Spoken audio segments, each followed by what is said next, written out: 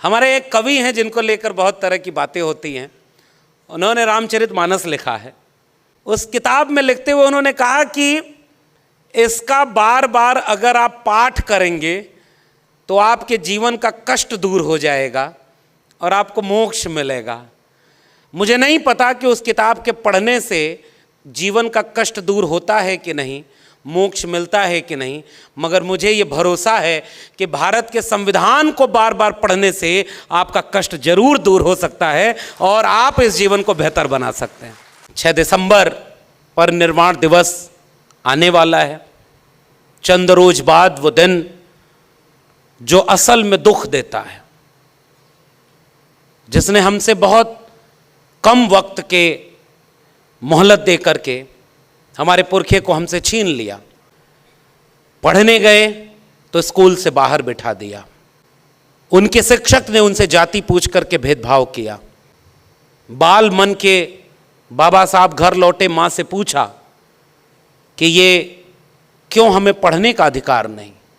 माँ ने कहा क्योंकि हम उनके नीची जाति में आते हैं। बच्चे ने पूछा कि ये कहाँ लिखा, कैसे पता कि हम किस जाति में आते हैं। माँ ने कहा किसी किताब में लिखा है कि हम सब छोटी जाति, नीची जाति से आते हैं। और बच्चे ने कहा कि माँ किताब में तो गलत भी लिखा हो सकता है, मुझे मौका मिलेगा तो मैं उस किताब को बदल दूंगा और ऐसी किताब लिखूंगा जिसमें इंसान इंसान बराबर होंगे, कोई छोटा या बड़ा नहीं होगा। और उस किताब का नाम है भारत का संविधान। 32 डिग्रियां, 4-4 PhD की डिग्री और एक भी डिग्री फेक डिग्री नहीं थी। इशारे में समझ जाइए, सारी डिग्री ओरिजिनल थी। ये नहीं था कि कोई डिग्री मांगे तो ओरिजिनल डिग्रियां। हुनर और काबिलियत ऐसी कि उन्होंने अपने हुनर और काबिलियत से जब भारत का संविधान बनने की प्रक्रिया शुरू हुई और चुना जा रहा था तो बहुत सारे लोग ये बात समझते हैं कि एहसान कर दिया किसी ने बाबा साहब डॉक्टर भीमराव अंबेडकर को संविधान की प्रारूप समिति का अध्यक्ष बनाकर। मगर हकीकत यह है कि उस वक्त पूरे मुल्क में उनसे ज़्यादा काबिल और हुनरमंद दूसरा कोई था ही नहीं जो संविधान सभा की प्रारूप समिति का अध्यक्ष बनाया जा सके। उतने पढ़े लिखे, उतने हुनरमंद थे। बाबा साहब अंबेडकर का इतना अपमान, अगर वो देश छोड़कर भागने वाले होते तो इतनी डिग्रियां थी, विदेश में किसी भी देश में जाते, क्लास 1 की नौकरी होती, कोई जाति पूछकर भेदभाव नहीं करता, शान से जिंदगी जीते कि ये मुल्क रहने लायक नहीं है। इतना पढ़ लिख कर आए तब भी ये जातिवाद करते हैं, वो देश छोड़कर चले गए होते। मगर हमारे पुरखों का इतिहास ये है, वो भागने वाले नहीं, वो बदलने वाले थे। वहाँ उन्होंने संकल्प लिया कि मैं इतना पढ़ के लौटा हूँ तो मेरे साथ इतना भेदभाव, मेरे समाज के साथ कितना भेदभाव होगा। वहीं संकल्प लिया कि अब इस मुल्क में रहकर इस मुल्क की बेहतरी के लिए तब तक चैन से नहीं बैठूंगा जब तक अपने समाज को इस अपमान से मुक्त करने का बीड़ा न उठा लूं। इसलिए उस जगह को संकल्प भूमि के रूप में याद किया जाता है। बाबा साहब भी जानते थे, इसलिए यूं ही नहीं लिख दिया था कि शिक्षा व शेरनी का दूध है, उसे जो पिएगा वो दहाड़ेगा। बाबा साहब के लोग पढ़ने लगे और आज देखिए देश नहीं दुनिया में जन आंदोलन और न्याय की हर लड़ाई में अगर कोई सबसे बड़ा आइकॉन है तो बाबा साहब डॉक्टर भीमराव अंबेडकर हैं। ये इस देश का और उनका हुनर था। लगभग 700-800 साल पहले कबीर हुए। मोको कहाँ ढूंढे रे बंदे, मैं तो तेरे पास में। ना मैं मंदिर, ना मैं मस्जिद, ना काबे कैलाश में, ना मैं जप में, ना मैं तप में, ना मैं व्रत उपवास में। खोजी हो तो तुरते मिले हो पल भर की तलाश में। कहें कबीर सुनो भाई साधो, मैं तो हूँ विश्वास में। उस पुरखे को मिले नहीं थे बाबा साहब, लेकिन उन्हें अपना गुरु बनाया था। और इवन महात्मा फूले से भी नहीं मिल पाए बाबा साहब डॉक्टर अंबेडकर। 1891 और उसके पहले तारीख आ गई 1888। लेकिन मुझे याद है कि इन तीनों गुरुओं से बिना मिले उन्हें अपना राजनीतिक और सामाजिक गुरु मानते थे बाबा साहब। बाबा साहब अंबेडकर से एक बार रात में एक विदेशी आया और रात में पहुंच गया। और पुराने लोग सब जानते होंगे, बाबा साहब अंबेडकर जाग रहे थे, पढ़ रहे थे। उस पत्रकार ने आके पूछा कि डॉक्टर अंबेडकर आप सोए नहीं, तो डॉक्टर अंबेडकर ने एक लाइन बोले थे, मैं जाग रहा हूं क्योंकि मेरा समाज सो रहा है। इतना जागे, अपने बच्चे कुर्बान किया, परिवार तबाह हुआ, घर ठीक से नहीं चला पाए और बहुत कम उम्र में हमें छोड़कर चले गए, केवल इसलिए कि हम उनके बनाए हुए भारत को बचा भी नहीं पाएंगे। क्यों लिखा था डॉक्टर अंबेडकर ने कि बड़ी मुश्किल से यह कारवां यहां तक पहुंचाया हूं, इसे आगे ले जाना, और आगे ना ले जा पाओ तो वहीं छोड़ देना, पीछे मत जाने देना। बताओ नागपुर के लोगों, क्या हमारी आंखों के सामने वो कारवां मीलों पीछे नहीं ले जाया जा रहा है? बचा क्या है इस संविधान में? मैं आऊंगा इस बात पर भी, कड़वी बात भी कहनी जरूरी है। कबीर ने लिखा कि मेरा तेरा मनवा कैसे एक होई रे, तू कहता कागज की लेखी, मैं कहता आंखन की देखी। मैं चाहता सुलझावन हारी और तू देता उलझाई रे, मेरा तेरा मनवा कैसे एक होई रे। आज भी घोड़ी चढ़ने पर किसी को मारा जाता है, आज भी मूंछ रखने पर कोई मारा गया। संविधान दिवस पर मैं याद करना चाहता हूं अपने बच्चे इंद्र मेघवाल को, जिसको पानी पीने के मटके को छू देने पर मारा गया। मैं याद करना चाहता हूं हाथरस की अपनी उस बहन बेटी को, जिसके जाति देख करके उसको अमानवीय प्रताड़ना दी गई। क्या मिट गया भेद? रोहित वेमुला आपको याद है कि नहीं? डॉक्टर पायल तड़वी आपको याद है कि नहीं? और ये सब आजादी का अमृत काल के पूरा होने के समय की बातें हैं। देश के प्रधानमंत्री के आर्थिक सलाहकार ने लेख लिख करके कहा है कि अब इस देश के संविधान को बदल देने की जरूरत है।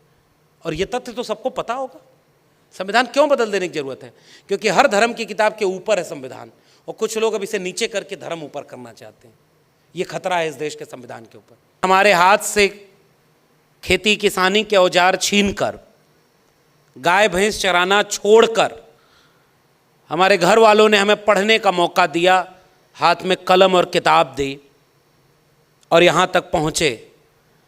तो अक्सर ये लगता था कि घर वालों की मेहनत से, उनकी कुर्बानी से हम यहाँ तक पहुँचे हैं, और ये ठीक भी है। मगर जब खुद को जाना, अपना इतिहास जाना, तो ये कबूल करते हैं कि न जाने कितने लोगों के घर वाले चाहते होंगे कि उनके बच्चे आगे बढ़ें, मगर जाने कितनी पीढ़ियाँ कुर्बान हो गईं। आज हम यहाँ हैं तो इसलिए हैं क्योंकि इस देश में भारत का संविधान और मंडल कमीशन लागू है। अगर भारत का संविधान लागू न हुआ होता तो शायद हम कहीं वहीं अपने इलाके में गाय भैंस चरा रहे होते। यहीं से मेरी शुरुआत है संविधान दिवस को याद करने की। संविधान ने हमें इंसान का दर्जा दिया, हमें बराबरी पर लाकर खड़ा किया, और संविधान को हम यहाँ से याद करते हैं। कभी फुर्सत मिले तो पढ़ना मुझे, कभी फुर्सत मिले तो पढ़ना मुझे, मैं तुम्हारी बेमिसाल उलझनों का समाधान हूं, मैं भारत का संविधान हूं। असल में जब भी हम भारत के संविधान को याद करते हैं,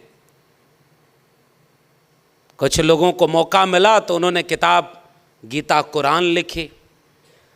उनके लिए सबसे बड़ी अहमियत गीता कुरान की होगी, किसी को अपने धर्म की किताब की होगी। मगर इस देश का कोई अगर सच्चा नागरिक है तो उन सब के ऊपर सबसे ज़्यादा अहमियत अगर किसी की होगी तो भारत के संविधान की होगी, क्योंकि भारत का संविधान ही उन्हें गीता और कुरान की भी मानने की इजाज़त देता है। ये बहुत गहरी बात है। और भारत का संविधान एक ऐसा संविधान, इस संविधान की सबसे खूबसूरत बात देखिए कि ये भारत का संविधान उनके भी काम आ जाता है जो दिल से भारत के संविधान को नहीं मानते हैं। ये उनकी भी मदद करता है, और इसलिए हम इस संविधान को बहुत शिद्दत से याद करते हैं, और इसलिए हम उसे पूजने की नहीं, उसे पढ़ने, समझने और जीने की कोशिश करते हैं। इसलिए हम भारत के संविधान को सबसे बड़ी अहमियत रखते हैं। और आज जो विषय आपने इस पूरे आयोजन में मेरी बातचीत के लिए रखा है वो भारतीय संविधान की प्रस्ताविका, यानी भारत के संविधान की प्रस्तावना, और मेरे आगे ये लगा हुआ है वही प्रस्तावना। हमने शपथ ली उस प्रस्तावना की। ये वो वाक्य है जिसे बार बार दोहराना होगा। मैं हिंदी साहित्य का विद्यार्थी हूँ। हमारे एक कवि हैं जिनको लेकर बहुत तरह की बातें होती हैं। उन्होंने रामचरितमानस लिखा है, बाकी छोड़ देते हैं उसमें क्या है क्या नहीं। उस किताब में लिखते हुए उन्होंने कहा कि इसका बार बार अगर आप पाठ करेंगे तो आपके जीवन का कष्ट दूर हो जाएगा और आपको मोक्ष मिलेगा।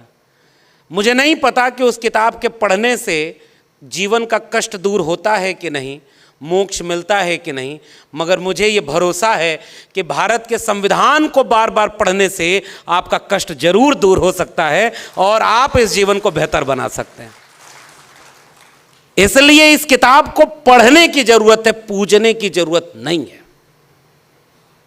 हमारे पुरखे उन्होंने एक किताब लिखे, और मैं सबसे पहले अपनी बातचीत की शुरुआत में एक बेहद दिलचस्प प्रसंग याद करना चाहता हूं, संविधान सभा की बहस का। हमारे पुरखे, जिसका 6 दिसंबर पर निर्वाण दिवस आने वाला है, चंद रोज बाद वो दिन जो असल में दुख देता है, जिसने हमसे बहुत कम वक्त के मोहलत दे करके हमारे पुरखे को हमसे छीन लिया, वो 6 दिसंबर और 26 नवंबर के बीच में आज का कार्यक्रम हो रहा है। इसलिए हम संविधान को भी याद करेंगे और अपने पुरखे को भी याद करेंगे, जिसका रिश्ता गहरा है भारत के संविधान से। पढ़ने गए तो स्कूल से बाहर बिठा दिया, उनके शिक्षक ने उनसे जाति पूछ करके भेदभाव किया।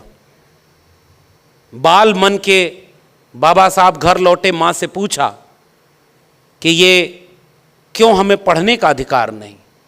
मां ने कहा क्योंकि हम उनके नीची जाति में आते हैं। बच्चे ने पूछा कि ये कहाँ लिखा, कैसे पता कि हम किस जाति में आते हैं। मां ने कहा किसी किताब में लिखा है कि हम सब छोटी जाति, नीची जाति से आते हैं।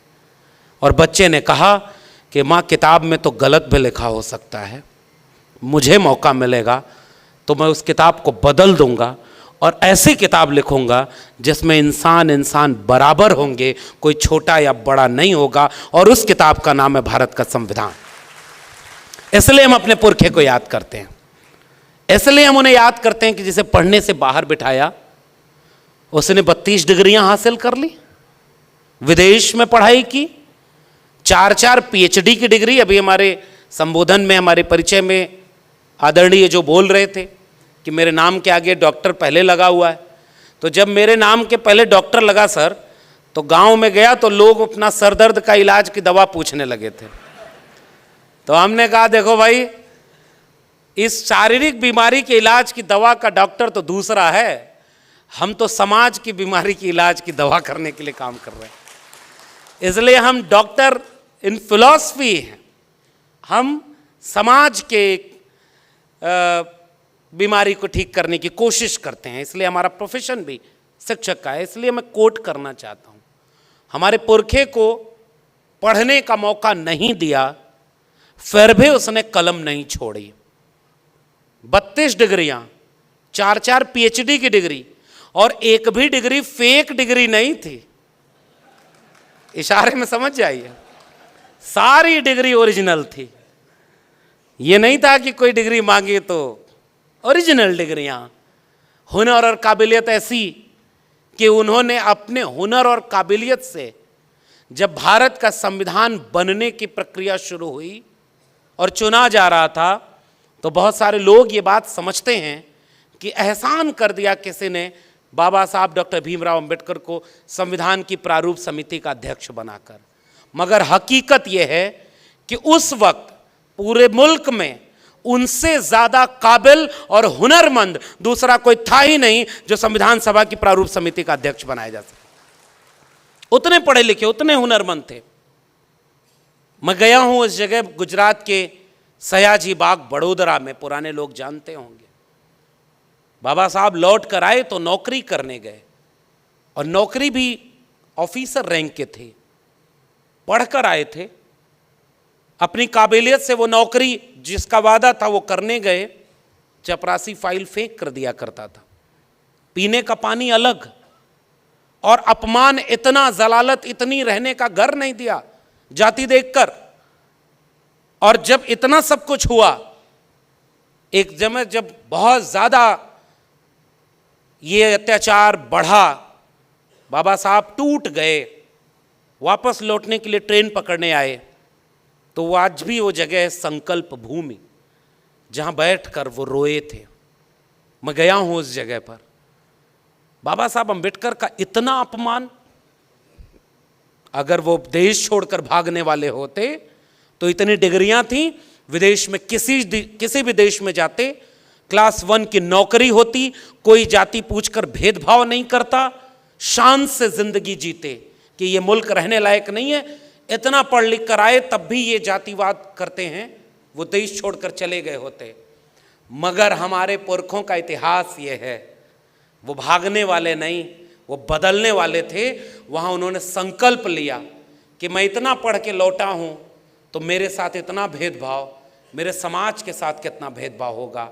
वहीं संकल्प लिया कि अब इस मुल्क में रहकर इस मुल्क की बेहतरी के लिए तब तक चैन से नहीं बैठूंगा जब तक अपने समाज को इस अपमान से मुक्त करने का बीड़ा न उठा लूं। इसलिए उस जगह को संकल्प भूमि के रूप में याद किया जाता है, और उस संकल्प को मैं याद करना चाह रहा हूं।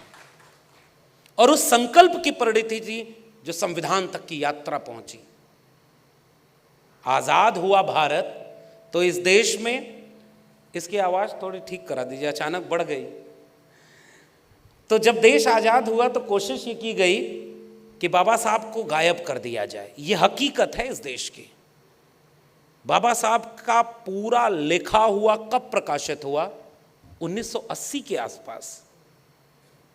जिसका आजादी में पूरा योगदान भी न हो, जिसके दिल में धर्म ज्यादा बड़ा अहमियत रखता हो, जिन लोगों ने इस देश में ये लिखा है, महाराष्ट्र के लोगों, आपकी भाषा में, आप ही के बीच के लोग थे, जिन लोगों ने ये लिखा कि ये कुनबी, किसान, तेली, कुम्हार संसद में बैठकर क्या करेंगे, उन लोगों को तो इस देश में पढ़ाया गया कि वो आज़ादी की लड़ाई के दीवाने थे, वो राष्ट्रभक्त थे।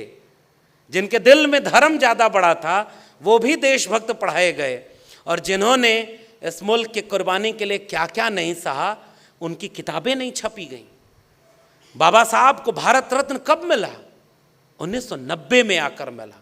संयुक्त मोर्चा की सरकार, विश्वनाथ प्रताप सिंह की सरकार, मानवर कांशीराम का आंदोलन, और उस सब की परिणति में बाबा साहब को भारत रत्न देने में इस देश की आज़ादी के 40 साल गुजर गए, मगर उन्हें पता ही नहीं था। आपके भारत रत्न के मोहताज नहीं थे डॉक्टर अंबेडकर। वो अपने हुनर और अपनी काबिलियत से भारत रत्न ही नहीं, विश्व रत्न बन चुके थे। बस वक्त था लोगों को पहचानने का। तो इस तरह का इतिहास इस देश का है, और हम जानते हैं। हमारे हाथ में कलम और किताब आई तो हमने पढ़ा है अपना इतिहास। क्यों डॉक्टर अंबेडकर का पूरा प्रकाशन 40 साल लग गए प्रकाशित होने में? उनके 14 अप्रैल को राष्ट्रीय अवकाश घोषित कब हुआ? 1990 में। उनको भारत रत्न कब मिला? 1990 में। और लंबे समय तक जब अंबेडकर को मिटा नहीं पाए तो कोशिश में लग गए कि उन्हें केवल दलितों का नेता बता दिया जाए। गोया डॉक्टर अंबेडकर का ओबीसी की मुक्ति में कोई योगदान न हो।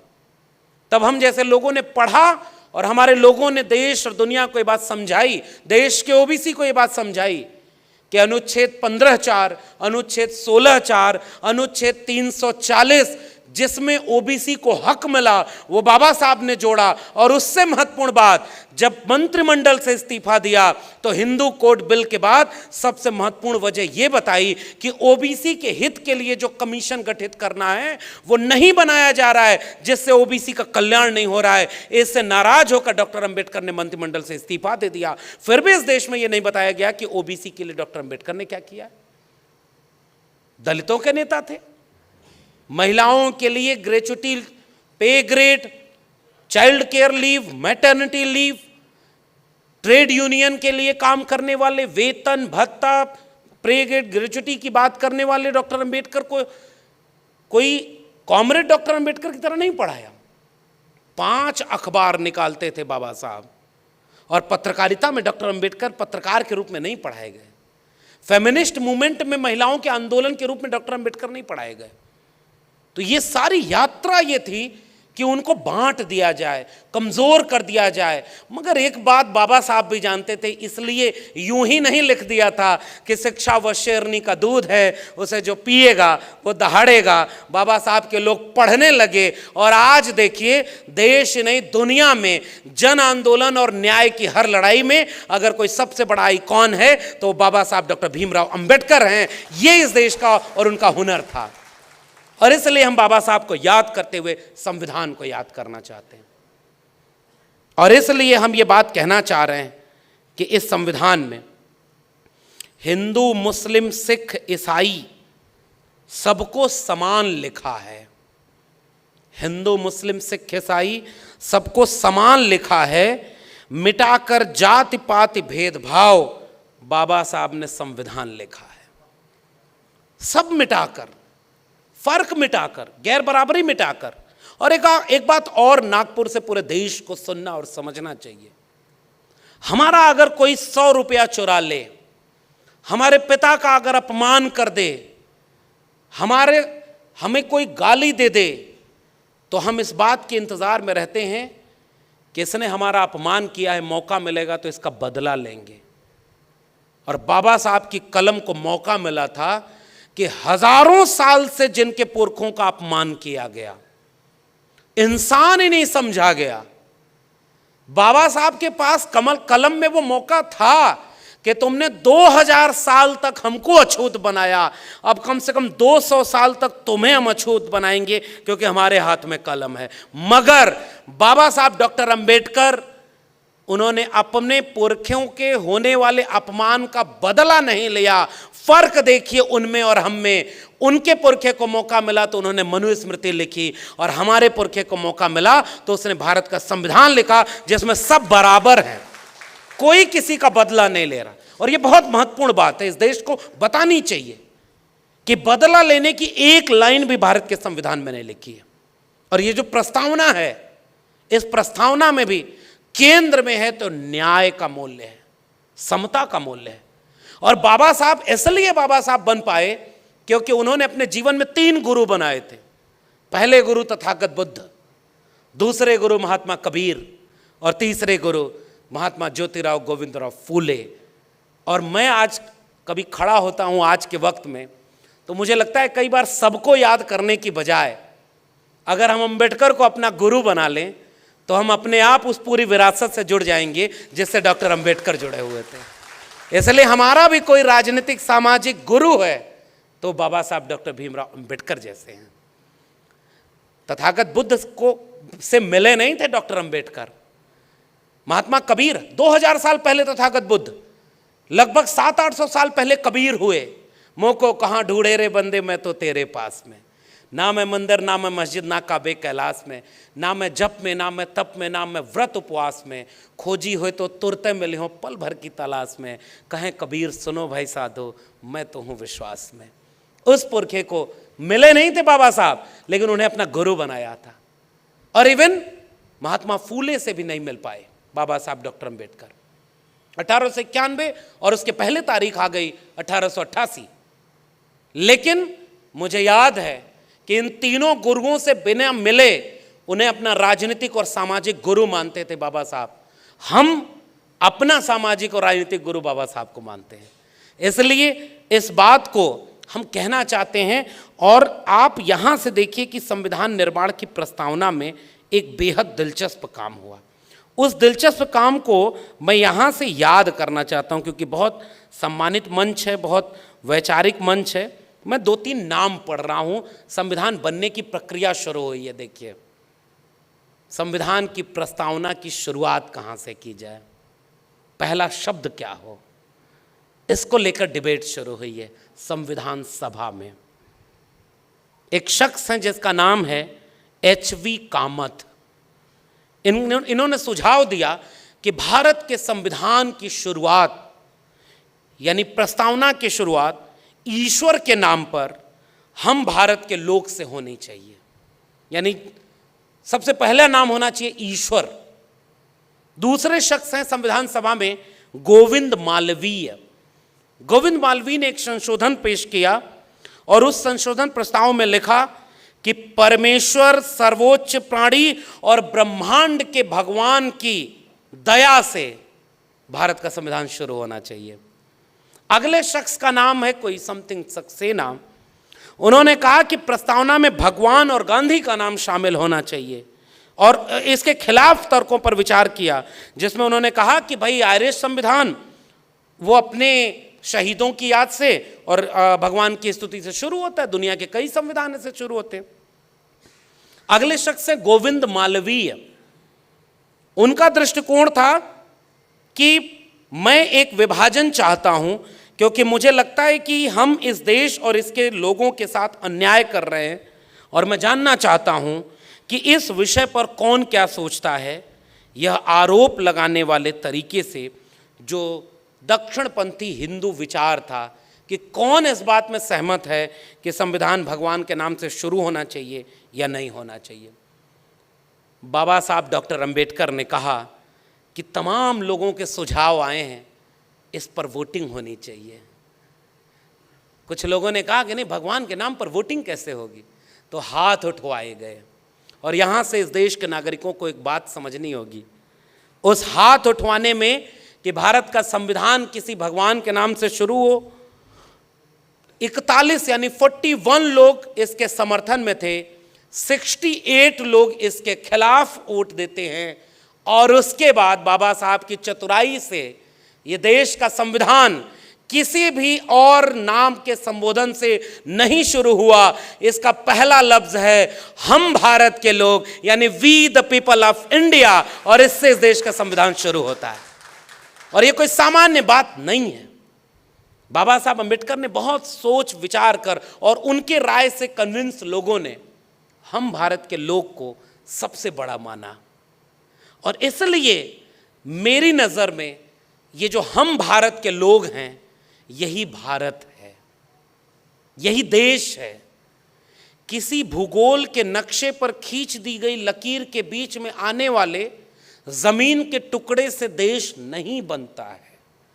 देश वहाँ के लोगों से बनता है, वहाँ के नागरिकों से बनता है। और ये बात संविधान सभा के समझदार लोग समझते थे, इसलिए उन्होंने इस प्रस्तावना की शुरुआत की है, we the people of India, हम भारत के लोग। और जैसे ही हम भारत के लोग हैं तो तमाम भेद तो यूं ही मिट गए, कौन बड़ा कौन छोटा, क्योंकि ये देश तो ऐसा देश रहा है।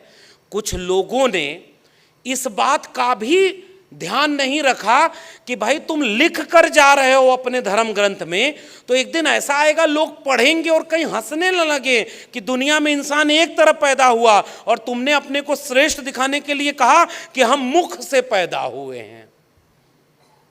ये बात सुन करके आज कोई हंसेगा ही। इस देश के प्रधानमंत्री जब विदेश में जाते हैं तो दोनों बाहें फैलाकर कहते हैं कि मैं युद्ध के देश से नहीं, बुद्ध के देश से आया हूं, और जब भारत लौटते हैं तो बुद्ध के खिलाफ युद्ध छेड़े हुए हैं। इस बात को नागपुर से ज़्यादा कौन बेहतर समझ सकता है। समझदार को इशारा काफ़ी। तो वो युद्ध जो बुद्ध को याद कर रहे कहाँ, और देश बदल रहा है, समय बदल रहा है। देखिए, सर्वोच्च न्यायालय में बाबा साहब की मूर्ति लगाने में भी आज़ादी का अमृत काल आ गया। 75 साल लग गए कि बाबा साहब की मूर्ति वहां पर लगाई जाए, लेकिन वो एक ऐतिहासिक दिन था। आज उस देश में न्याय की सबसे बड़ी संस्था, जिसमें मनु को सबसे बड़ा न्यायाधीश माना था लोगों ने, उसके सीने पर चढ़कर एक बैरिस्टर बाबा साहब अंबेडकर की तस्वीर सर्वोच्च न्यायालय के सामने खड़ी है, जो रात के अंधेरे में भी डराएगी अगर किसी ने अन्याय की कोशिश की भी तो। इसलिए इन तस्वीरों और इन मूर्तियों की अहमियत होती है। हमारा खौफ उनसे पूछो जो हमारे पुरखों की मूर्तियों से भी डर जाते हैं। आज तक इस दुनिया में सबसे ज्यादा मूर्ति बनी तो तथागत बुद्ध की, और सबसे ज्यादा मूर्ति तोड़ी गई तो बाबा साहब अंबेडकर की। ये इस देश की सच्चाई है, और इसलिए हम we the people of India पर बात करने आए। उन्होंने क्या कुछ नहीं सहा था, फिर भी आप देखिए कि सबकी मुक्ति और आज़ादी की लड़ाई की आज़ादी के लिए इस संविधान में सब कुछ लिख दिया। मैं एक और कोट करना चाह रहा हूं, बहुत गंभीर परिषद बैठी हुई है। अब भारत को समझने के लिए यहां से एक नई दिशा से देखिए।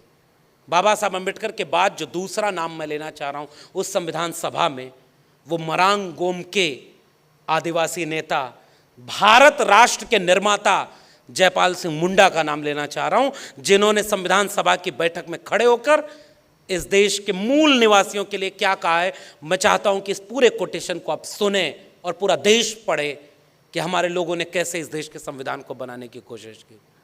पहला सवाल क्या था जयपाल सिंह मुंडे ने कि हमारे इतने 3 करोड़ लोग आदिवासी हैं और संविधान सभा में केवल 5 लोग 6 लोग हैं आदिवासी तबके से नुमाइंदगी करने के लिए। और मरांग गोमके जयपाल सिंह मुंडा ने संविधान सभा में एक और सवाल पूछा कि इनमें एक भी महिलाएं नहीं हैं। सोचिए, बाबा साहब अम्बेडकर जेंडर मूवमेंट के नेता हैं। महात्मा ज्योतिबा फूले महात्मा बन ही नहीं पाते अगर उनके साथ सावित्रीबाई फूले खड़ी ना होती। और यह बात मैं पूरे दावे से कहना चाहता हूं। लोग नहीं पढ़ाना चाहते थे, कलम हाथ में लेकर 2 साड़ी लेकर, किसी का गोबर सहते हुए, किसी का पत्थर झेलते हुए, पूणे भिड़े वाला की गलियों में गुजरते हुए सावित्रीबाई फूले ने अपने बच्चों को पढ़ाने के लिए कलम और किताब हाथ में दी। इसलिए मैं कह रहा हूं भारत वहां से बना है जहां सावित्रीबाई फूले गोबर सह रही थी और पत्थर सह रही थी शिक्षा देने के लिए। कल्पना करिए कि देश कहां था खड़ा कि आप स्कूल खोलेंगे तो आपको घर से निकाल दिया। स्कूल खोलने का ही गुनाह था ना। गोविंदराव फूले के घर जाकर के ब्राह्मणों ने वहां के समझाया कि तुम्हारा बेटा धर्म के खिलाफ काम कर रहा है। पिता ने साफ कहा कि तुम या तो घर चुनो या स्कूल चुनो। अगर एक अच्छे पुत्र बनकर के ज्योतिबा फूले घर चुन लिए होते तो ये मुल्क कभी ऐसा बन ही नहीं पाता, मगर घर छोड़ करके अपना स्कूल चुना ज्योतिबा फूले ने। इसलिए आधुनिक भारत के निर्माता में भी सबसे बड़ा नाम ज्योतिबा फूले का आता है, क्योंकि कलम और किताब हाथ में लेती ना। और गोबर फेंकने वाला कौन था? एक इतिहास नागपुर के लोगों, आपसे बेहतर कौन समझेगा? कोई जानता है क्या कि उसका नाम क्या था जिसने सावित्रीबाई फूले के ऊपर गोबर फेंका था? इतिहास में मिट गए वो लोग जो हमारे लोगों के ऊपर गोबर फेंकते थे। अमर हो गई सावित्रीबाई फूले। जब तक कलम और किताब जिंदा रहेगी तब तक सावित्रीबाई फूले जिंदा रहेंगी। यह फर्क होता है इंसानियत और इसके बीच में। और एक और वाक्य कही दूं, जो कल सावित्रीबाई फूले के ऊपर गोबर फेंका करते थे, उनके वारिस ही आजकल गोबर में विज्ञान ढूंढते हैं। 5 ग्राम गोबर खा लीजिए तो कोरोना ठीक हो जाएगा, थोड़ा सा गोबर लीप लीजिए तो वायरसन से बच जाएंगे। अब मैं तो कहता हूं थोड़ा रोज गोबर का सेवन करें वो लोग, ताकि दिल बड़ा हो जाए और इंसान बन जाएं, अगर गोबर में क्षमता बची हो तो। आप पशु के सामने रख दीजिए हलवा और गोबर, वो कभी गोबर नहीं खाएगा। और इंसान क्या क्या खा रहा है। अब इससे ज़्यादा और कुछ नहीं कहूँगा, समझदार को इशारा काफ़ी। आज़ादी के 75 साल बाद क्या आप इस देश को वहाँ ले जाना चाहते थे जहाँ कोई बाबा बैठकर पर्चा बनाकर किस्मत बताए और टेलीविज़न पर बैठकर कहा जाए कि ये ऊपर से उतरे हैं, इनको चमत्कार मिला है कि ये पर्चा बताकर भविष्य बता देते हैं?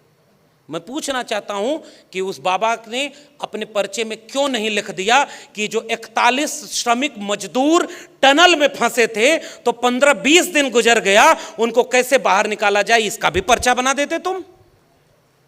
पेट्रोल डीजल 35 रुपया लीटर मिलेगा, आपने वोट दिया था कि नहीं? वो बेच रहे हैं भारत को, मैं चैन से कैसे सो जाऊं। वो लूट रहे हैं भारत को, खामोश में कैसे हो जाऊं। हाँ, मैंने कसम उठाई है, मैं देश नहीं बिकने दूंगा। सौगंध मुझे इस मिट्टी की, मैं देश नहीं बिकने दूंगा। समझदार को इशारा काफी। कौन ये नारा लगाया था? और जैसे ही प्रधानमंत्री बने, रेल बेच दिया, बैंक बेच दिया, LIC बेच दी। आप लोग तो गवर्नमेंट एम्प्लॉय हो। मैं देखो ज़्यादा नहीं बोलूँगा ताकि आप लोगों के ऊपर कोई आँच ना आए, हम तो वैसे ही उनके रडार पर हैं। वो रोज़ हमें खोजते हैं कि ये जाकर लोगों को जगा रहा है, इसलिए सबसे बड़ा दुश्मन ये है। तो फिर भी लेकिन इशारे में बात तो बोलूँगा ही। आपने वादा किया था कि कुछ नहीं बेचेंगे और जैसे ही मौका मिला सब बेच रहे हो। क्या नहीं बिक रहा है बताइए? सरकारी नौकरी और सरकारी शिक्षा दो ही जगह ना आरक्षण बचा था, सब कुछ बेच दिया। एरोप्लेन बेच दिया, हवाई चप्पल वाले को हवाई जहाज में उड़ाएंगे, हवाई जहाज बेच दिया। हवाई चप्पल वाला नीचे देखा तो हवाई चप्पल भी बिक गया है। और सब कुछ बेचते बेचते अपने दो दोस्तों को दुनिया का दूसरा अमीर आदमी बना दिया और देश को कहां पहुंचा दिया?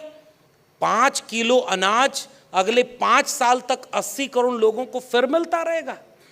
दिखाओ भारत के संविधान में बाबा साहब अंबेडकर ने कहां लिखा था कि मुफ्त में अनाज देना? अरे अंबेडकर के संविधान में लिखा है तुम इस देश के लोगों को मुफ्त में रोटी कपड़ा सस्ती हो और दवा पढ़ाई मुफ्ती हो। पढ़ाई और दवाई मुफ्त देने का था और आज बाबा साहब के नाम पर अस्पताल जो बना है उसको बचाने के लिए आंदोलन करना पड़ रहा है।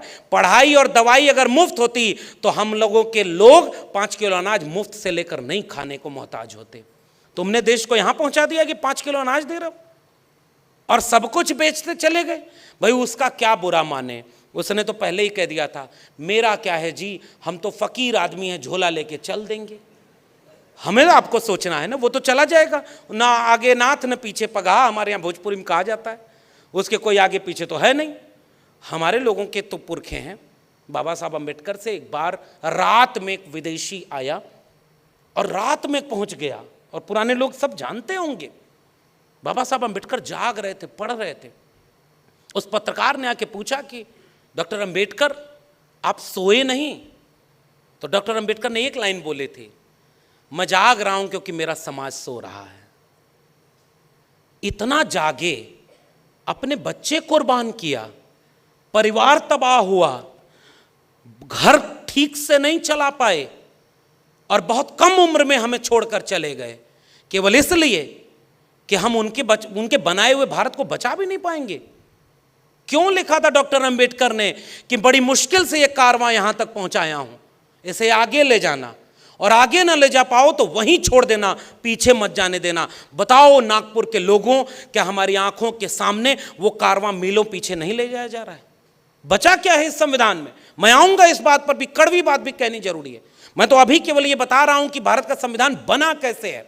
और सुनिए जयपाल सिंह मुंडा का कोटेशन, और उस कोटेशन में वो जयपाल सिंह मुंडा क्या लिखते हैं, कहते हैं, सभापति श्रीमान सभापति जी, मैं उन लाखों अज्ञात लोगों की ओर से बोलने के लिए यहां खड़ा हूं जो सबसे महत्वपूर्ण लोग हैं, जो आजादी के अनजान लड़ाके हैं, जो भारत के मूल निवासी हैं और जिनको backward tribes, primitive tribes, criminal tribes और जाने क्या क्या कहा जाता है। पर मुझे अपने जंगली होने पर गर्व है क्योंकि वही संबोधन है जिससे हमारे लोग इस देश में जाने जाते हैं। तेवर देखिएगा हमारे पुरखों में से एक जयपाल सिंह मुंडा का। हम जंगल के लोग अपने संकल्प को अच्छी तरह से समझते हैं। अपने 3 करोड़ आदिवासियों की ओर से मैं इस संकल्प का समर्थन करता हूं। और हम समर्थन इसलिए नहीं करते कि यह देश के हर नागरिक की धड़कन और उसकी भावनाओं की अभिव्यक्ति करता है। इस संकल्प के बाद भी हमारा कोई झगड़ा नहीं है। एक जंगली और एक आदिवासी होने के नाते संकल्प की जटिलताओं में हमारी कोई दिलचस्पी नहीं है। मैं सभा से कहना चाहता हूं कि अगर कोई देश में सबसे ज्यादा दुर्व्यवहार का शिकार हुआ है तो वो हमारे लोग हैं। पिछले 6000 सालों से उनकी उपेक्षा हुई है और उनके साथ अपमानजनक व्यवहार हुआ है। मैं जिस सैंधव घाटी सभ्यता का वंशज हूं उसका इतिहास बताता है कि आप में से अधिकांश लोग जो यहां बैठे हैं बाहरी हैं, घुसपैठिए हैं, जिनके कारण हमारे लोगों को धन और धरती छोड़ करके जंगलों में जाना पड़ा है। इसलिए यहां जो संकल्प पेश किया गया है वह आदिवासियों को लोकतंत्र नहीं सिखाने जा रहा।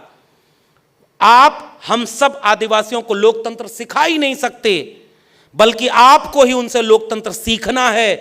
आदिवासी पृथ्वी के सबसे पहले पुराने और सबसे बड़े लोकतांत्रिक लोग हैं और इसलिए हम ये चाहते हैं कि इस देश के संविधान में हमारी जगह ऐसी बने कि हमें भी महसूस हो कि हां हमारा मुल्क आजाद हुआ है। ये कोटेशन पढ़ा था जयपाल सिंह मुंडा ने।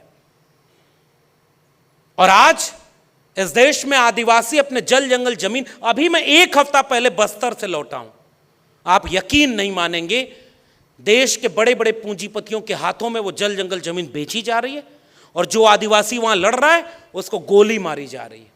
और जब सदन में पूछा गया कि आपने आदिवासियों को गोली क्यों मारा, तो मंत्री खड़ा होकर कहता है मिस्टेकन आइडेंटिटी थी, गलती हो गई। क्या इस देश के नागरिक की जान की कीमत यही है कि कोई गलती से गोली मार दे?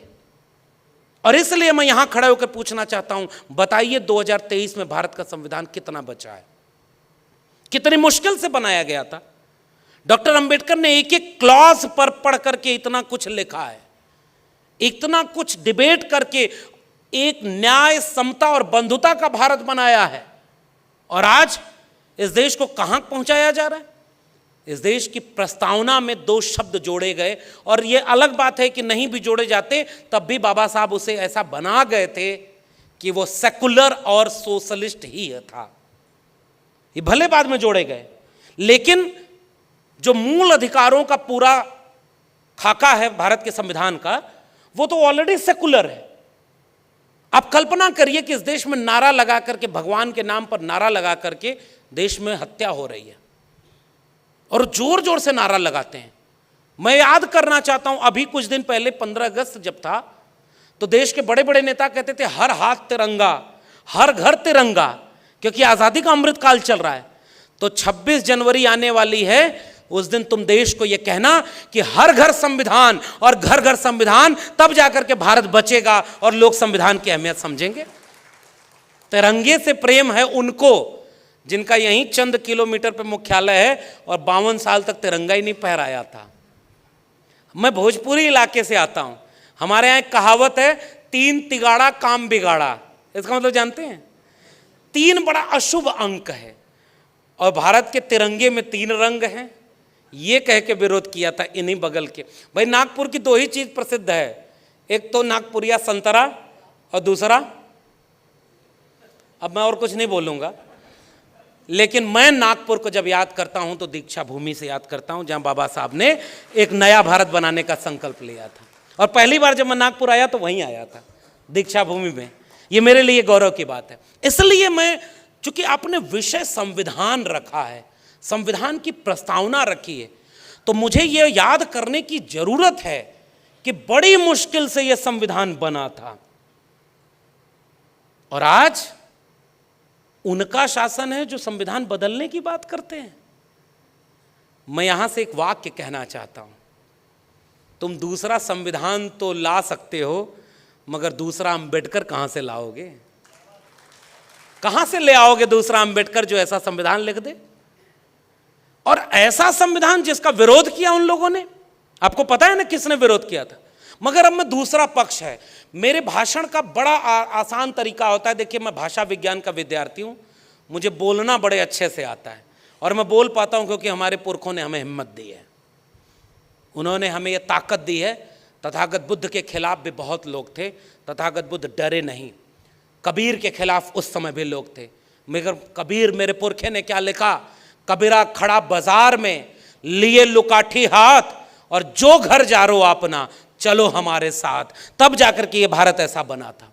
कबीर ने लिखा कि मेरा तेरा मनवा कैसे एक होई रे, तू कहता कागज की लेखी, मैं कहता आंखन की देखी, मैं चाहता सुलझावन हारी, और तू देता उलझाई रे, मेरा तेरा मनवा कैसे एक होई रे। इसीलिए नागपुर में दोनों है, दीक्षा भूमि भी है और वो भी है। और उनको सबसे बड़ी चुनौती अगर इस देश में कोई दे सकता है तो वो फूले अंबेडकर पेरियार की विचारधारा है, जो उनके सामने सबसे बड़ी चुनौती बनी हुई है। मैं नाम भी लेना उनका उचित नहीं समझता, आप वजह समझते होंगे। जिस मंच पर बाबा साहब की बात हो, किसी और में इतनी क्षमता कहाँ कि उनका नाम भी लिया जाए। इसलिए इशारे में ही बोल रहा हूं। इसलिए मैं ये बात कहना चाहता हूं कि हमारे पुरखों ने कलम और किताब की बात कही है। रविदास ने साफ लिखा है कि ऐसा चाहूं राज में जहां मिले सबन को अन्न, और छोट बड़ो सब संबस है, रविदास रहे प्रसन्न। छोटे बड़े को मिलाने की बात थी ना। और ध्यान से पढ़िए, इस संविधान में आपको रविदास नजर आएंगे, इस संविधान की प्रस्तावना में आपको कबीर नजर आएंगे, इस संविधान की प्रस्तावना में आपको गुरु नानक नजर आएंगे, पलटू दादू, भीखा, बुल्ले शाह, बाबा फरीद याद आएंगे। ये संविधान कोई मामूली संविधान नहीं है। इस संविधान की प्रस्तावना में आपको बुद्ध नजर आएंगे, जब भी समता की बात होगी, जब भी न्याय की बात होगी तो बुद्ध इसमें मिलेंगे। तो संविधान बड़ी मुश्किल से ऐसा बना था भाई, सबको बराबर का अधिकार दिया था, लेकिन आज उस संविधान को भीतर से खोखला कर दिया गया है। मैं भी कड़वी बात बताना चाहता हूं और इसलिए मैं ये बात कहना चाहता हूं, बहुत ज़्यादा वक्त न लेकर के आज के कुछ सवालों पर बात कह के अपनी बात खत्म करूंगा। इस व्याख्यान में खड़े होकर मैं केवल इतिहास की बात करूं कि बाबा साहब ने कैसे संविधान बनाया, जयपाल सिंह मुंडा ने कैसे इसकी प्रस्तावना में कुछ चीज़ें जुड़वाई, कैसे हमारे लोगों ने इसे खूबसूरत संविधान बनाया, तो ये पूरा बात नहीं होगी, क्योंकि उन्हें जितना करना था वो तो करके गए। आपको संविधान, हमें संविधान दे दिया। आज की चुनौती पर अगर बात न होगी तो आने वाली पीढ़ी को यह बात हम कैसे समझाएंगे कि संविधान खतरे में कैसे है। अब उसका 2-3 उदाहरण दे दूंगा और उसके बाद अपनी बात खत्म करूंगा, बहुत कंटेम्पररी। अभी हाल ही में मैंने जिक्र किया ना, शूद्र का विवाद हमारे उत्तर भारत में आया। एक किताब लिखी हमारे पुरखे ने, गुलामगिरी, गुलामों को गुलामी का एहसास करा दो, अपनी बेड़ियां वो खुद ब खुद तोड़ लेंगे। तो उन्होंने भी बहुत पहले ये सवाल पूछ दिया था कि अगर मुख से कोई पैदा हुआ तो गर्भ कहाँ ठहरा था। ये मैं नहीं कह रहा हूं, मैं भाई मेरे ऊपर कोई मुकदमा न कर दे, पता चला जाना है मुझे वहां और रहने वाला यूपी का हूं जहां बुलडोजर चलने लगा है। आप समझ रहे हैं ना। लेकिन मैं कोटेशन पढ़ रहा हूं अपने पुरखे महात्मा फूले की लिखी हुई किताब गुलामगिरी से। उन्होंने पूछा ना, इसलिए भारत के संविधान ने सबको बराबर करने की बात कही है। और अब मैं एकदम कंटेम्पररी बात कर रहा हूं, उसी में शूद्र अर्थात शूद्र की बात है। अब देखिए यहां से इस देश के संविधान को समझिए। तो उत्तर भारत में कुछ दिन पहले रामचरितमानस की एक चौपाई को लेकर विवाद हुआ, आपको पता होगा। ढोल गंवार शुद्ध पशु नारी सकल ताड़ना के अधिकारी। तो लोगों ने, हमने भी उस पर अपनी बात रखी, मेरी पीएचडी उसी पर है। तो मैंने कहा कि भाई ताड़ना शब्द का 1956 में जब तुमने किताब छापी तो उसमें लिखा हुआ था दंड देना, यानी शूद्र को दंड दो, नारी को दंड दो, सकल दंड देने के अधिकारी। बाद में उन्होंने कहा कि नहीं, अवधी भाषा में तो इसका अर्थ है शिक्षा देना। तो हमने कहा कि अच्छा, जहां लिखा है ढोल गंवार शूद्र पशु नारी, तो वहां लिख दो ढोल गंवार। अब मैं शूद्र के ऊपर क्या है बोल दूं, अपना कुछ दिन जाति रख करके वहां कुछ दिन ताड़ना करा लो, नारी की जगह पुरुष लिखवा लो। इसका मतलब वो अर्थ तो नहीं है, शूद्र का अर्थ तो शूद्र ही है। तो हमसे किसी ने एक टीवी डिबेट में बैठा, एक वही सब, माला तो कर में फिरे जीप फिरे मुख माई और मनवा तो 34 पर ऐसे, मन ना रंगायो रंगायो जोगी कपड़ा, कबीर साहब ने लिखा है ना। तो आजकल ऐसे जोगी बहुत हैं, कुछ तो मुख्यमंत्री भी बन गए हैं। तो अब मैं तो कबीर को याद कर रहा हूं और किसी पे बोल भी नहीं रहा हूं। उस आदमी ने हमसे कहा कि कर्म से तय था कि कौन ब्राह्मण होगा कौन शूद्र होगा। मैंने एक सवाल किया, मेरी जाति कौन सी है, तो वो कहा शूद्र में आती है, ओबीसी की, क्योंकि हमारे अछूत बना दिया था बाबा साहब ने, तो साफ लिखा है अनटचेबल था। तो ओबीसी किस में आते हैं, शूद्र में। तो मैंने कहा कि अच्छा, मैं हूं जाति से शूद्र और दिल्ली विश्वविद्यालय में प्रोफेसर हूं, तो मेरा पेशा कौन सा हुआ, तो कहा ब्राह्मण का। तो मैंने कहा फाइनली मैं क्या हूं, ब्राह्मण या शूद्र। वो कहा कि नहीं ये वो। मैंने कहा बस समझ गए ना भाई, तुम कहते हो कि कर्म से सब लोग ब्राह्मण, कर्म से सब शूद्र हैं, तो एक असिस्टेंट प्रोफेसर ब्राह्मण है कि नहीं। वो तुरंत कहा नहीं नहीं वो वाला ब्राह्मण नहीं। हमने कहा बस अब यहां से सुनो, ये संविधान बनने का मतलब क्या था, कोई ब्राह्मण कोई शूद्र नहीं होगा ना। बाबा साहब अंबेडकर का 2 कोटेशन जो सब लोग जानते हैं फिर भी पढ़ना जरूरी है। 26 नवंबर 1949 का भाषण, और डॉक्टर अंबेडकर ने कहा कि आज से हम अंतर विरोधों के दौर में प्रवेश कर रहे हैं। हमने एक व्यक्ति एक वोट का अधिकार देकर राजनीतिक बराबरी तो दे दी, मगर यदि इस देश में सामाजिक और आर्थिक गैर बराबरी दूर नहीं हुई तो राजनीतिक बराबरी के कोई मायने नहीं निकलेंगे। डॉक्टर अंबेडकर ने चेतावनी दी थी। आज आपको क्या लगता है, सामाजिक और आर्थिक गैर बराबरी दूर हुई? आज भी घोड़ी चढ़ने पर किसी को मारा जाता है, आज भी मूछ रखने पर कोई मारा गया। संविधान दिवस पर मैं याद करना चाहता हूं अपने बच्चे इंद्र मेघवाल को, जिसको पानी पीने के मटके को छू देने पर मारा गया। मैं याद करना चाहता हूं हाथरस की अपनी उस बहन बेटी को, जिसके जाति देख करके उसको अमानवीय प्रताड़ना दी गई। क्या मिट गया भेद? रोहित वेमुला आपको याद है कि नहीं? डॉक्टर पायल तड़वी आपको याद है कि नहीं? और ये सब आजादी का अमृत काल के पूरा होने के समय की बातें हैं। अब आइए उस विषय पर। देश का प्रधानमंत्री कहता है कि मैं ओबीसी मां का बेटा हूं। जब तक गुजरात के मुख्यमंत्री रहे तो ओबीसी नहीं याद आया, अब आके आपको ओबीसी याद आया। और जब ओबीसी जाग गया और कहा जाति जनगणना करानी है तो कहा मेरी नजर में केवल एक ही जाति होती है, वो है गरीब। जब वोट लेना हुआ तो ओबीसी बन गए, और जब अधिकार मांगा ओबीसी ने तो कहा कि हम गरीब ही हैं, गरीब को ही वोट देते हैं। 35 साल भीख मांगी, 35 साल भीख मांगी। अरे भाई, हमारे पुरखों ने लिखा कि जो मांगने गया वो मर गया। तब जाकर के हम ये पूछना चाहते हैं कि ये बराबर का समाज कैसे हुआ। और हम पूछना चाहते हैं कि आज़ादी के 75 साल बाद इस देश में SC ST OBC प्रोफेसर कितने बने। यहां से भारत का संविधान बचेगा। आप सेंट्रल गवर्नमेंट के बहुत सारे एम्प्लॉयज लोग हैं और भी बहुत सारे लोग आए हुए हैं। बताइए, पुराने लोग जितने सरकारी नौकरी पाए थे अब उससे संख्या बढ़ रही है, घट रही है? घट रही है। पुरानी पेंशन बंद हो गई। ये वाला जो आज का प्रधानमंत्री है, इसके पुराने वाले थे, उन्होंने पेंशन बंद की तो इसने सोचा कि नौकरी खत्म कर देते हैं, सरकारी नौकरी खत्म। 1% से भी कम सरकारी नौकरी बची है। तो संविधान में लिखा है कि आरक्षण मिलेगा, तो आरक्षण सरकारी शिक्षा और सरकारी नौकरी में था। अब मैं आपको संकेत दे रहा हूं कि कैसे संविधान भीतर से खत्म किया गया। सरकारी शिक्षा को खत्म करने के लिए एक पॉलिसी लाई गई है, नई शिक्षा नीति 2020। मैं प्रोफेसर हूं, मेरी जिम्मेदारी ये बात कहने की। संविधान की प्रस्तावना कहता है कि न्याय और समता होनी चाहिए ना। किसी की जेब में पैसा हो तो उससे तय ना हो कि उसका बेटा बेटी अच्छे स्कूल में पढ़ेगा या नहीं पढ़ेगा। और ये काम राज्य का है, सरकार का है। और सरकार कह रही है मंदिर बनाएंगे, वहीं बनाएंगे। हॉस्पिटल वहीं क्यों नहीं बनाओगे? स्कूल वहीं क्यों नहीं बनाओगे? ये संविधान कहता है। और इस संविधान के आलोक में आपसे कहने आया हूं कि कैसे भारत का संविधान अंदर से खोखला कर दिया गया है। नई शिक्षा नीति 40% सिलेबस ऑनलाइन मोड में चला गया है। ऑनलाइन मोड में वैकेंसी 40% खत्म। और अब प्राइवेटाइजेशन हो रहा है, सेल्फ फाइनेंस कोर्सेज आ रहे हैं। और सरकार पहले यूजीसी से चलती थी, पढ़े लिखे लोग हैं यहां, और यह बात आपको इसलिए कह रहा हूं क्योंकि गांव के लोगों को उनकी भाषा में यह बात समझाइएगा। हम आपकी भाषा में अलग बोल रहे हैं, लेकिन गांव वालों को समझाइए कि कलम पकड़ने का अधिकार संविधान ने दिया था और कलम छीन ली गई है और आपसे कहा जा रहा है त्रिशूल और तलवार पकड़ लो। यह खतरा है भारत के संविधान पर। वो कह रहे हैं कि ऑनलाइन मोड में सिलेबस सेल्फ फाइनेंस बनेगा। सेल्फ फाइनेंस का मतलब समझ रहे हैं? अपने से वो खर्चा उठा ले। पहले इस देश में यूजीसी हुआ करती थी, यूनिवर्सिटी ग्रांट कमीशन।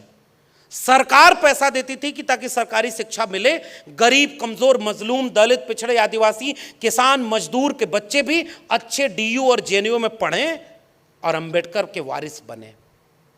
सरकार ने कहा कि अब पैसा हम नहीं देंगे, अब लोन देंगे। HEFA, higher education funding agency, agency सरकार की लोन देगी इंस्टीट्यूट को, और इंस्टीट्यूट को लोन वापस करना होगा। तो जब लोन वापस करना है तो इंस्टीट्यूट कम लोन लेना चाहेगा और सोचेगा पैसा अपने से जनरेट करें। और पैसा जनरेट कराने के लिए उसके पास क्या होगा? विद्यार्थी की फीस। और फीस आज की डेट में 400% तक बढ़ गई। इलाहाबाद विश्वविद्यालय की फीस 440% बढ़ा दी गई। वहां के बच्चे जब आंदोलन किए तो सारे बच्चे आज जेल में हैं। बताइए भारत का संविधान कहां बचा है? फीस 400%। और बताइए सबसे पहले शिक्षा से दूर कौन होगा? जिसको सबसे आखिर में शिक्षा मिलना शुरू हुई थी। सही कह रहा हूं, गलत कह रहा हूं? इस देश के दलित, पिछड़े, आदिवासी बच्चे तो पहली बार अभी ढंग से यूनिवर्सिटी पहुंचना शुरू हुए, और आपने एजुकेशन बेच दी। संविधान यहां से खत्म किया जा रहा है। और अगर सरकारी शिक्षा बिक गई तो आरक्षण आधा खत्म हो गया कि नहीं हो गया? प्राइवेट में तो कोई आरक्षण नहीं है। और दूसरा है सरकारी नौकरी, उसकी हालत हमसे बेहतर आप जानते हैं। 1% से भी कम सरकारी नौकरी बची है। इसलिए वो संविधान को भीतर से खोखला कर रहे हैं, क्योंकि बाहर से वो नहीं खत्म करना चाहते। प्रधानमंत्री बने थे तो माथा झुका दिया था संविधान के ऊपर। इस देश में एक चाय बेचने वाला देश का प्रधानमंत्री कभी नहीं बनता जब तक इस देश में भारत का संविधान नहीं होता। तो उसी संविधान को बदल दिए ताकि अगली बार कोई दूध बेचने वाला, कोई चाय बेचने वाला अगली बार देश का प्रधानमंत्री न बन पाए। ये खतरा है भारत के संविधान के ऊपर। बताइए सही कह रहा हूं, गलत कह रहा हूं? इलेक्शन कमीशन एक कमीशन हुआ करता था, भारत के संविधान में बना हुआ है। इन्फोर्समेंट डायरेक्टरेट यानी ईडी बनी है भारत के संविधान से। चीफ इलेक्शन कमीशन की नियुक्ति कैसे होगी, भारत के संविधान में लिखा हुआ है, और सारा नियम उन्होंने बदल दिया है। अब जहां चुनाव आता है तो उनकी पार्टी बाद में प्रचार करने जाती है, पहले उनका इलेक्शन डिपार्टमेंट पहले चला जाता है। ईडी, सीबीआई, विपक्ष के नेताओं को पकड़ो, जेल में डाल दो। संविधान कितना बचा है? ईवीएम से वोटिंग होती है। ईवीएम पर और ज़्यादा बोलने का मतलब नहीं है। मशीन, दिमाग हैक कर लिया है, मशीन की बात ही छोड़िए। ये संविधान पर खतरा है। अगर संवैधानिक संस्थाएं ही बर्बाद हो जाएंगी तो संविधान बचेगा किससे? संविधान किसी इस प्रस्तावना या उससे बना हुआ कोई दस्तावेज का नाम नहीं है। बाबा साहब की दूसरी चेतावनी याद करना चाहता हूं। दुनिया का कोई भी संविधान कितना भी अच्छा क्यों ना हो, अगर उसे लागू करने वाले लोग अच्छे ना हुए तो वो संविधान कागज का पुलिंदा मात्र बनकर रह जाएगा। ये चेतावनी डॉक्टर अंबेडकर ने 26 नवंबर 1949 को इस देश को दे दी थी। संविधान कितना भी अच्छा क्यों ना हो। और डॉक्टर अंबेडकर ने तो यहां तक कह दिया था कि इसकी हालत यह है कि अगर मौका मिलेगा तो मैं ही इसको सबसे पहले नकार दूंगा। बोला था कि नहीं डॉक्टर अंबेडकर ने? इसलिए क्योंकि इसको लागू करने वाले लोग ठीक नहीं है। और आज संविधान खतरे में है। नागपुर के लोगों, हमें इस खतरे को गांव-गांव तक पहुंचाना पड़ेगा, क्योंकि हमने संविधान का लाभ लिया है। आने वाली पीढ़ियां 25 साल बाद पूछेंगी कि तुम जब थे तो सरकारी नौकरी थी, तुम जब थे तो सरकारी शिक्षा थी, तुम जब थे तो संविधान जिंदा था, तुम हमारे लिए कौन सा भारत छोड़ के गए? उनका धर्म वाला राष्ट्र बनाने वाला। इस देश के प्रधानमंत्री के आर्थिक सलाहकार ने लेख लिख करके कहा है कि अब इस देश के संविधान को बदल देने की जरूरत है। और यह तथ्य तो सबको पता होगा। संविधान क्यों बदल देने की जरूरत है? क्योंकि हर धर्म की किताब के ऊपर है संविधान, और कुछ लोग अब इसे नीचे करके धर्म ऊपर करना चाहते हैं। यह खतरा है इस देश के संविधान के ऊपर।